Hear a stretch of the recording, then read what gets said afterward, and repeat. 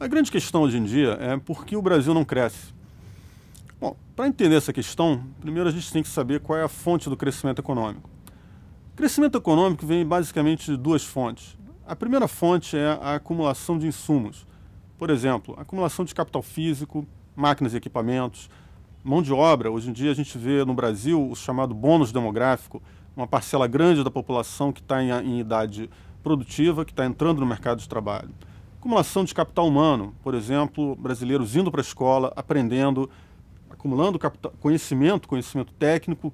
Além disso, a outra fonte do crescimento econômico é exatamente a eficiência na qual esses insumos são usados para produzir bens e serviços.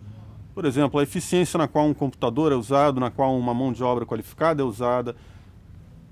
Essencialmente, a gente está falando de a habilidade da economia de transformar esses insumos em unidades de PIB. Então, qual é o problema do Brasil? O Brasil tem algum capital físico. Tem estradas, tem portos, tem edifícios, tem computadores, tem máquinas e equipamentos. O Brasil tem mão de obra, tem muita gente jovem no mercado de trabalho, está trabalhando. O Brasil tem algum capital humano. A escolaridade aqui tem alguma, não é alta, mas temos. Então, o problema do Brasil não é exatamente insumos, é, na verdade, na eficiência na qual esses insumos são utilizados. No nosso caso, a eficiência na qual esses insumos são utilizados é baixa. É por isso que a gente não consegue transformar, dada essa quantidade de insumos que nós temos, nós não conseguimos transformar isso em unidades de PIB. Por que o Brasil é ineficiente? As estatísticas sugerem que um trabalhador na indústria americana, ele, por exemplo, é cerca de 4, 5 vezes mais produtivo que um trabalhador no Brasil. As pessoas, em várias outras dimensões, nós temos na área de serviços, por exemplo.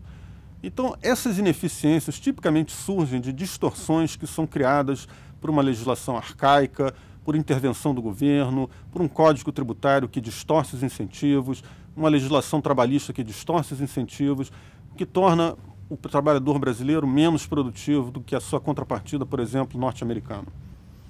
Como é que a gente resolve esse problema? Bom, você teria que fazer reformas estruturais, né? Reforma no Código Trabalhista, Código Tributário, privatização, tudo que aumenta a eficiência na economia.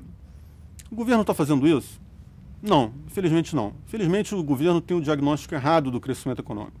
O governo acredita que o problema do Brasil é uma questão de consumo, é estimular consumo via crédito, via isenções fiscais, etc. Está errado. Esse crescimento via consumo é um modelo que gera crescimento temporário, que já se esgotou. O Brasil precisa gerar capacidade produtiva, ou seja, você tem que olhar o lado da oferta da economia, você tem que investir pesadamente em infraestrutura, você tem que investir pesadamente em capital humano, na capacidade da economia de transformar os seus insumos em unidades de PIB. Enquanto o Brasil tiver, enquanto o governo, o time econômico tiver com o diagnóstico equivocado, não há como o Brasil gerar crescimento econômico. Vai ser o famoso voo da galinha. Gera 2% aqui, 3% ali, mas crescimento sustentável, de forma a aumentar consistentemente a renda per capita e dar oportunidades para os brasileiros, infelizmente isso não vai acontecer. No momento nós temos um problema de excesso de atividade do Estado. O governo está intervindo fortemente em vários setores da economia, está distribuindo crédito público de forma pesada, via emissão de dívida.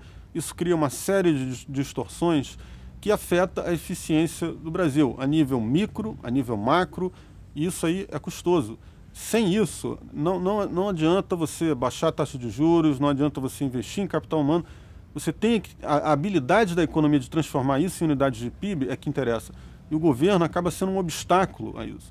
O governo cria ineficiências. Ao invés de ser eficiente, ao invés de ter uma gestão eficiente, ao invés de dar segurança para as regras do jogo, de ter políticas inclusivas, ele acaba sendo um obstáculo ao crescimento econômico.